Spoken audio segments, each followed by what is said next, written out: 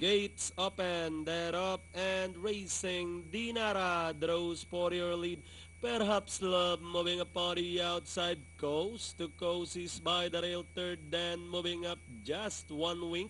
Unequal is on the outside, followed by Amiable Charlies. Nato Princess comes next, running on the outside is Prince Diamond.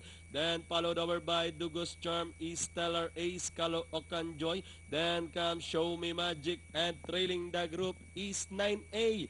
Typhoon Doding racing in 14th as they turn for home. We have Dinara still in command, maintaining a 2 lengths lead. Perhaps Love is on the outside, closing in now in third is the top favorite, and this one is just one wink. With the last 150 more to run, Dinara is still sitting the pace and moving up on the outside. Just one wink and unequal this on the final outside, and finally Miles Pilapil on unequal. Then comes just one wink, the stablemate. Then followed by number 10, Dinara, Show Me Magic, Perhaps Love.